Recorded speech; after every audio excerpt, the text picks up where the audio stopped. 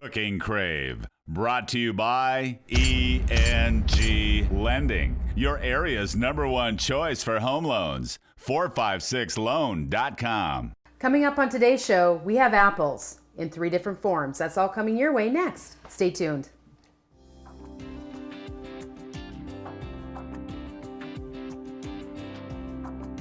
Hi, I'm Rhonda Fitterberg. And I'm Laverne. And today we picked out some apple recipes. We did. It's fall, and for everybody that wants some new recipes for their apples on their trees, this is the show for you. So if you want to go ahead and cook along with us, we have 3 recipes for you. We have a homemade applesauce, fried apples, and then a squash apple bake. Yes. I'm very excited about this. Going to be good. Write down these ingredients if you want to cook along with us. For the squash apple bake, you're going to need 2 pounds of butternut or buttercup squash, 3/4 cup brown sugar, 1.5 tablespoons of flour, 1 teaspoon salt, 1 teaspoon cinnamon, 6 tablespoons of butter, and then 2 tart apples. Not too much, is it? Nope. Nope. For the homemade applesauce, you're going to need 3 apples, peeled core. Well, actually 6 apples. Kind of depends on what flavor you're going to go with there. A cup of apple juice, 2 tablespoons of cognac or brandy. Oh, all right. 2 tablespoons of butter, 3 tablespoons of honey, and a 1/2 teaspoon of cinnamon. There we go. Fried apples, we're going to need 3 tablespoons of butter, 10 apples, 1 to 2 teaspoons of cinnamon, 2/3 cup brown sugar, and 1/4 cup water or apple cider. All right. Where do you want to get started? Well, we're going to get the apple squash bake into the oven first, so we'll start with that. Okay. You know, like we said, apples is the season. Squash is the season now, too. It is, Most actually. everybody got butternut squash or whatever, and we have one here. This one's a little smaller, but that's, getting close to 2 pounds. And I did cut one up here. You want some nice little chunks, so you were going to cut. I got that already cut. Okay. So I'm going to let you spray our pan here. Okay. And then we're going to just put the squash in there, and then we're going to layer the apples on top. Okay. And, I like a little bit tartar apple with this, so I'm using a Granny Smith apple. Okay. But, any apple that you have would be fine, but it does kind of call for a tart apple. Okay. So we put that in there. And then with that, just kind of spread those in and around. Over there, just on top. There we go. That's going to be great. And then I have 1.5 tablespoons of flour already in my little bowl here. Okay. And then it says teaspoon of salt. So we'll just put that in there. And then a teaspoon of cinnamon. Okay. And one thing with all 3 of these recipes, it's cinnamon. Apples and cinnamon go together. Brown sugar. Absolutely. So I just want to kind of mix that together, and then so I have all of it kind of evenly incorporated, and then we'll just, mix that in there. Okay. And we're just going to crumble this on top. And then we have, I believe it was 6 tablespoons of butter. We'll just, dot that on top. And if you want to melt it, you surely can. And I should know that you don't always want to use a wire whisk because that sticks in the middle there. Great for complete liquids. Yes.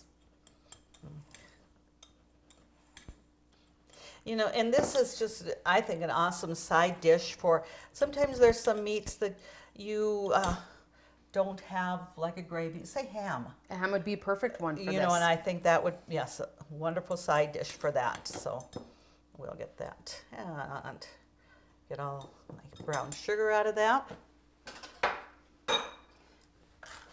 And so we're just going to sprinkle that on top.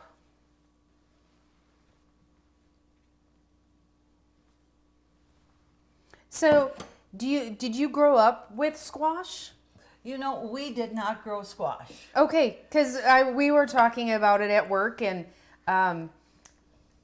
I don't remember having squash growing up, so it was either Mom didn't like it or they didn't grow it.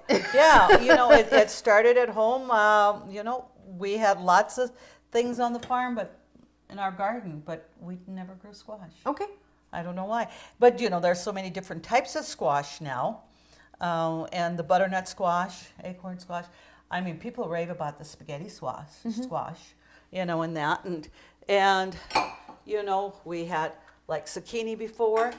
One of my fellow co-workers, she had zucchini and she made a whole bunch of zucchini noodles. And she says they like the zucchini noodles better than any other noodle for spaghetti or anything. But there you freeze it, and the thing is you don't unthaw it. You put it in the water froze, because if you unthaw, that's going to get all mushy. Gotcha. And stuff. So, and then too with the apples, I was really curious, and I did Google last night apples to see how many variety of apples there are. Well, I did come up with 31. Okay. But I bet there's even more. Probably. And growing up, it was delicious apples and probably one or two others. That's all I ever knew. So the industry has really progressed with all the types of apples out there. Absolutely. The Red Delicious, the Fuji, and some Macintosh, I think, were some of the more basics back then. And that. So, and then we're going to cover this when we bake it. We're going to bake it at 350 for 30 minutes. So it says 6 tablespoons of butter, and that's what I have. And I think melting this would have probably been. It says dot it with butter. But melting it and then just drizzling it over the top probably would be even easier. You might get a little bit more uniform. But once the apples bake up and that, you're going to have that juice anyway. So Sure. we're going to put that over there. And we will take this out because that doesn't go in the oven. So we're going to just cover that up. And it says bake about 30 minutes. We're going to see, because butternut squash, it's pretty firm. And so we'll check it at 30 minutes and see where it's at. Okay. So let's put it in the So oven. we already have it preheated to 350 degrees. We do. So, and I'll set the timer for 30 minutes then. And then as long as we're over here, we're going to start our applesauce. Okay. And we'll just get the recipe from over here. I pretty much have everything here. But just in case you don't just miss anything. Right. So we're starting, the recipe says well, actually we're going to use 6 apples, which I have them cut and cored. Okay. And it says Golden Delicious and Fuji. Doesn't have to be those, whatever you like. But one thing it does say, and I did read that too, incorporating a couple of different types of apples gives you a little bit more flavor than just using one apple. Sure. I mean, one brand or whatever. Okay. So, and that again is just whatever you have and stuff. So I'm going to put the oven on here for, my burner. And we're going to get that in. And this is going to be very easy. We're just going to put everything in here. And the only thing I don't have over here is my cinnamon. You said the cinnamon was key in every recipe today. Every recipe there. So I have my 6 apples cored and ready to go. Again, you don't have to worry about exact amounts. And this is the applesauce one.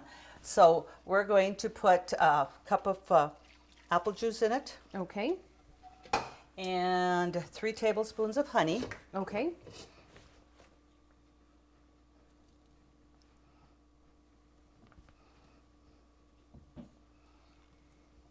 So with the Golden Delicious apples, they are a little bit firmer than the Red Delicious apples, though. But my favorite is the Honeycrisp and those apples, for eating, and that to me that's just the most awesome. And then we need a couple of tablespoons of butter in here. Okay. And I have that here. So then we're going to be able to just get this simmering here while we start on our fried apples. Okay. We're pretty much be able to get everything done consecutively here. And now I'm going to put the cinnamon in there. And it says a half teaspoon. But again there, you know, if you like more cinnamon, just add a little bit more. I got about a half in here. Okay. And that's, so we're going to just cover this now. So we don't put the brandy in right away? The main thing in here, yep, we do the brandy right away. Okay. I just see the big alcohol That bottle was over there, Mom. Yep, that's right. And you know, the recipe says, you know, like brandy, or you could use apricot juice if you didn't have brandy. Mm-hmm. I went to 3 stores to look for apricot juice. Did not find it. Well, then you have to use alcohol. Then I have to use the brandy. But I don't know if anybody's going to inject anyway. So it says, I believe, what, 2 tablespoons of brandy? Yes. Maybe more. Maybe more. Yeah, so definitely that we had on hand, but didn't have the apricot juice. Oh, okay. So let's put that on there, and you know, that's why sometimes 2 in the kitchen is great. You remind the other one what we need. And I believe, okay, and that one there didn't ask for any salt, did it? Nope, that one didn't. So, okay, now with the fried apples, start with a nice big skillet. Sure. We're going to put that on high, and we're going to add our, I believe it's 4 tablespoons of butter.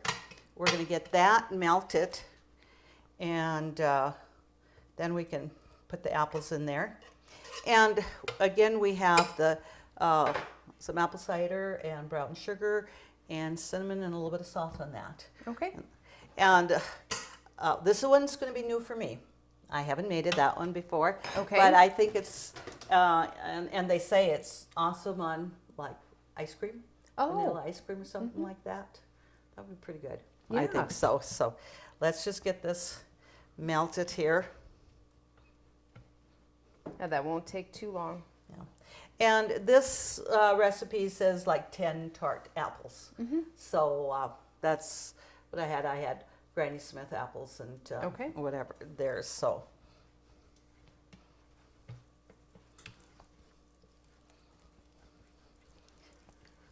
that doesn't take that long. So if somebody had a tree, you know, I'm thinking of, would crab apples work? That's a pretty tart apple, or is that too tart? I don't think so. I think that would be fine. Your crab apples usually are pretty small, and trying to core and peel them might be a little bit harder. That one always makes good applesauce, and you know, you end up not peeling and coring. You strain it after they're cooked. Oh, You okay. know that, because they are that small. So, okay, so I have my 10 tart apples here. And again, I don't think it's going to make a difference. Like we talked about the apples, we want to make use of whatever we have. Okay. But you know, I'm finding that a lot of people do have the Honeycrisp apple trees anymore, because they are one of, well, I think, A pretty personally, hardy tree? It's a hardy tree. It's an apple that keeps well over the years. I mean, not the years. We'll just do it for over the winter. Sounds good. If I put it in the fridge, we used to have one, and it was a Honeycrisp apple tree until the tornado took it down. But I could put the apples in the fridge, and they'd keep for me till spring. And they didn't get that mealy, mushy, you know, being having them that long. So apples just smell good, don't they? Yes. And you know, what I think I'm going to do is I'm just going to mix everything here too. It says 1/4 cup of apple juice or water. You can use the water. And this one here, we take, okay, nope, that, we don't want salt in here. But it says 1 to 2 teaspoons of cinnamon. So this one here, I am going to put the 2 teaspoons in That's a there. lot of apples. It's a lot of apples. Plus, cinnamon is so healthy for you. You know, it's a very, very good spice that's good.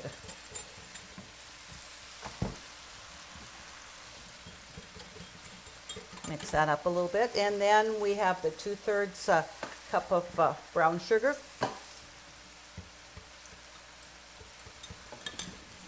So I will have some liquid this time. Yes. And you don't necessarily have to, I mean, I had this measuring cup out and it was here already, so it's not making an extra one dirty. You necessarily wouldn't have to, you know, melt that or mix it together like this. But being I have it, I'm going to. Sure. Especially with the cinnamon, this way, you know, I get a nice even coat with the cinnamon. Here, So we don't have to fry the apples in butter for any specific amount of time. We're just Nope. going to stir it and add the mixture. Add that, and then we're going to cover it, and we're going to simmer it for probably about 10-15 minutes till the apples are soft. Then I'm going to take the lid off and let some of the liquid cook up a little bit. Then you're going to have a little bit more syrupy consistency, juice on there. Sure. Instead of, you know, too watery.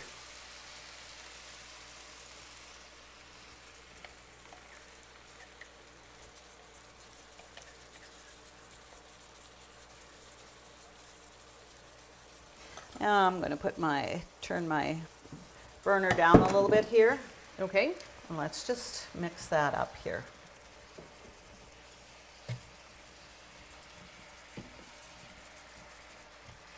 Definitely going to make the house smell pretty good today. Yes. Yeah. I prefer apples to onions. Yeah, really. Cooking wise. Cooking wise. But both can be very important ingredients. depending Oh, on they what you're are. making. They Yeah. are. Yeah. But this, you know, you don't walk out of here smelling like an onion. Yeah. Okay. So we have that mixed well here. So I'm going to just put my lid on it. And we're just going to give it about 10-15 minutes, and then we want to check it and make sure that that's coming along well. And if the apples, like I said, they're starting to get pretty tender, we're going to just take the lid off and let it cook a little bit longer. Okay. So, you know, we've put 3 things together already on apples, and it didn't take very long. Well, probably the thing that, you know, the behind the scenes, you coring and peeling those apples probably took longer than what it took to put these together. Absolutely. But you can it do is. those at any time. Right. Absolutely. You know, and one thing too, which I did just core my apples this morning in that, but if you core them a little bit earlier, you know, they might turn a little brown, which is not going to affect the flavor. You can easily put it in a little bit of salt water, and that'll keep them from turning brown, and just, you know, make sure it's drained well. Okay. So let's just go over here and let's see how this is coming along. Oh, it is starting to simmer here.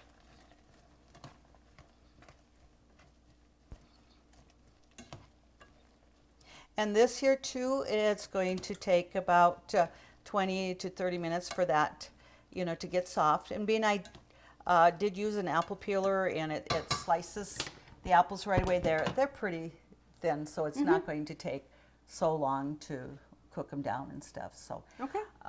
So we've got maybe about 10 minutes or so before we're going to double check all these here things, and so we'll be back with our viewers. Sounds good. Stay ahead of the game with ENG Lending, North Dakota's #1 choice for home loans. Let Jay and his home loan specialist help you when it comes to purchasing your new home or refinancing your existing one. Make the smart choice. Call ENG Lending at 456-LOAN. That's 456-5626. Call 456-LOAN right now. Okay, let's check our fried apples here. And, oh, see, that's already They're cooking up really cooking good. up nice. And actually, the liquid is starting to get a little bit syrupy. So we're going to just let that go for maybe another 5 minutes or so, just to cook up a little bit more of that juice, so it's a little bit more syrupy, like I said. Okay. But they're nice and soft, and don't they smell good? They do. Very, very good. Okay. And you think of all that the apples that you put in there, it doesn't. I mean, it cooks down quite a bit. It does, you know, and I did have 10 nice sized apples. They weren't just little apples, so it did, because that 2-quart pitcher was plumb full. So let's check our applesauce while we're just letting this simmer a little bit and cook up, because I think that should be about ready that's to. boiling. Oh yeah, and just touching the apples here, that they're soft. And we can see, you know, that liquid did certainly cook up somewhat. And of course, applesauce is going to have a little bit of, you know, more liquid consistency, you know, then. Sure. So we're going to take that off. And what we're going to do is we're going to bring that over to here, and I'll have you just pull this out. And just to, you know, blend up some of those apple chunks in there, we're going to take a potato masher. Okay. And I want to just, so that I have a little bit more consistency of the, you know, applesauce. Okay. But you can buy applesauce with, you know, they say with some little bit of chunks in it, and I think that's good. I like that. Right, I mean, you mash it to whatever your family likes. What your and being the apples were nice and soft, that sure didn't take much of anything to get them mashed up there. And like I said, a little bit of chunks, but you know, to me, I like that. So we're going to just leave that set and cool down just a little bit. I'll get a hot plate to set that on, and then we'll just set it here, and then we'll be able to put it, you know, on a plate and show the viewers what that looks like. Okay. So let's just stir this a little bit here.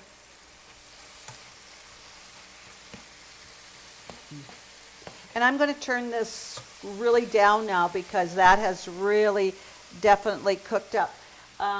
We have about 7 minutes left for the apple squash. Okay. And so then this is all going to be ready to go at the same time. Sounds great. Country Rose Cafe on East Villard is open for breakfast and lunch 7 days a week. Enjoy daily homemade specials, caramel and cinnamon rolls, several different kinds of homemade pies made fresh every day. Country Rose Cafe is also famous for homemade soup, including their ever-popular Nefla served every Tuesday. While you're in, make sure to pick up your Channel 18 Cooking Crave recipes and like us on Facebook for different specials and announcements. Country Rose Cafe, the way a cafe should be, located at 837 East Villard in Dickinson. All right, the buzzer went off for our squash apple bake. Okay. We did put it on a little bit longer, and I kind of thought 30 minutes for the squash probably may not be enough, but for the apples it would have been. So we just put it on a little bit, 15 more minutes. Okay. So, Is it something that just probably we needed to cut them up a little bit smaller, the pieces, or just bake it longer? I think it just needs to be, you know, definitely just baked longer. Okay. Because squash is something that does, you know, it's pretty firm and does take a little bit longer. So. Okay. But now you smell all that cinnamon in there and stuff, so that looks pretty great. Okay. So here we are. We have our fried apples. We have our baked squash and apple bake, our applesauce. I think we've just hit the apples, the nail on the head. Applepalooza, Mama. That's right. Okay. All right. So we're going to just go ahead and show. I will have you take out some of the apple squash here bake. Okay. And that here, you can use a spoon. It's all apples. It's just an apple joke fest. It's all apples. Yep. And yeah, we'll just, I think we'll just feature that on the plate by itself. Okay. Or should we put some of the fried apples on that too? I think either way. Okay, good. Well, let me do that. And then you can dish out some of the applesauce. All right. And Rhonda was tasting that applesauce and she thought it was pretty darn good. It was. This is something, and so then I had to ask the question because, you know, I'm not the ultimate cook like Mom is. You know, like if you like this applesauce, if you could go ahead and put it up and can it. And yes, you can. Absolutely. So for all those viewers out there that are like Mom that know how to cook, you know, I'm sure you're giggling at me right now, but that was a fair question for me. Yeah, right. If you want to get these recipes, just go to Consolidated's website, www.consolidatednd.com. Submit your recipe for us to share with all of our viewing audience and get your name submitted into the drawing for a Cooking Crave apron. Absolutely. They're awesome to have. Thank you always to our sponsors, and join us next week when we do it all over again here on Cooking Crave.